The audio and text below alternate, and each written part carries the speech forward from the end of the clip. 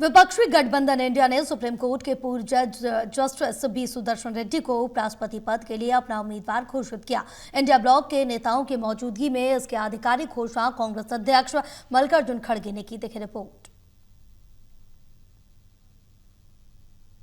दिलचस्प होगा उपराष्ट्रपति चुनाव का मुकाबला। साउथ बनाम साउथ और तमिल वर्सेज तेलुगु की लड़ाई जोरदार तरीके से देखने को मिलेगी। उपराष्ट्रपति चुनाव के लिए विपक्ष ने बी सुदर्शन रेड्डी को अपना उम्मीदवार घोषित कर दिया है। उपराष्ट्रपति चुनाव का मुकाबला साउथ बनाम साउथ तय हो गया है। मल्लिकार्जुन खड़गे ने नई दिल्ली में एक प्रेस कॉन्फ्रेंस में कहा कि विपक्ष ने सर्वसम्मति से जस्टिस बी सुदर्शन रेड्डी के नाम पर मोहर लगाई है। मल्लिकार्जुन खड़गे ने इसे एक वैचारिक लड़ाई करार देते हुए कहा कि रेड्डी भारत के सबसे प्रतिष्ठित और प्रगतिशील न्यायविदों में से एक हैं, जिन्होंने अपने कैरियर में सामाजिक, आर्थिक और संवैधानिक न्याय की रक्षा की है। It is not just a battle, it is an ideological battle, and all the opposition party agreed on this. That's why we are contesting unitedly. The opposition parties have nominated Sri B. Sudarshan Reddy Garu as their joint candidate since he reflects fully and values that saved our country's freedom movement so profoundly, and the values on which our country's constitution and democracy have been unchanged. All these values are under assault, and therefore our collective and determined resolve to fight this election. India गठबंधन का मानना है कि रेड्डी की गैर राजनीतिक पृष्ठभूमि और संवैधानिक समझ उन्हें इस पद के लिए आदर्श उम्मीदवार बनाती है।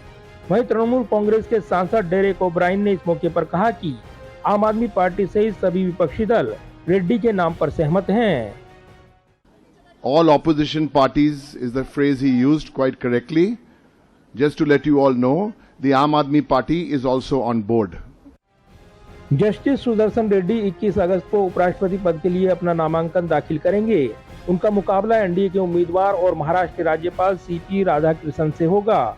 ये पहली बार है जब उपराष्ट्रपति चुनाव में दोनों उम्मीदवार दक्षिण भारत से हैं, जिससे मुकाबला और भी रोचक हो गया है। बी सुदर्शन रेड्डी का कैरियर बेहद शानदार रहा है।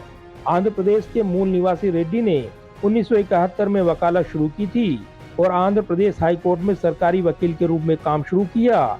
1995 में उन्हें आंध्र प्रदेश हाई कोर्ट का जज बनाया गया। फिर 2005 में गुवाहाटी हाई कोर्ट के मुख्य न्यायाधीश बने। साल 2007 में वे सुप्रीम कोर्ट में जज नियुक्त हुए और 2011 में रिटायर हुए। रिटायरमेंट के बाद वे गोवा के पहले लोकायुक्त भी रहे हैं। उपराष्ट्रपति का चुनाव 9 सितंबर को होगा और ये मुकाबला अब एनडीए बनाम इंडिया गठबंधन की साख की जंग बन गया है। विपक्ष को उम्मीद है कि रेड्डी की उम्मीदवारी दक्षिण भारत में टीडीपी, वाईएसआरसीपी और बीआरएस जैसी पार्टियों को उनके पक्ष में ला सकती है। हालांकि इन दलों ने अभी तक एनडीए उम्मीदवार सीपी राधाकृष्णन को समर्थन देने की घोषणा की है। हालांकि विश्लेषकों का मानना है कि यह प्रतीकात्मक उम्मीदवारी है, क्योंकि एनडीए के पास संसद में बहुमत है। पर यह देखना दिलचस्प होगा कि क्या विपक्ष अपनी एकजुटता और रणनीति के दम पर इस चुनाव में कोई नया समीकरण बना पाता है। जाहिर है नंबर गेम के हिसाब से एनडीए उम्मीदवार सीपी राधाकृष्णन की जीत तय मानी जा रही है, लेकिन विपक्ष के संयुक्त उम्मीदवार बी सुदर्शन रेड्डी जो साउथ से आते हैं, इस मुकाबले को रोचक बनाते हुए नजर आ रही हैं। ऐसे में विपक्ष की निगाहें ज्यादा से ज्यादा वोट बटोरने पर हैं और ऐसे में अगर सत्ता पक्ष के खेमे में सेंध लगती है तो विपक्ष इसको भी अपनी जीत मानेगा। ऐसे में उपराष्ट्रपति चुनाव का मुकाबला बेहद दिलचस्प हो जाएगा। कैमरामैन पवन शर्मा के साथ प्रदीप कुमार, टोटल न्यूज, दिल्ली।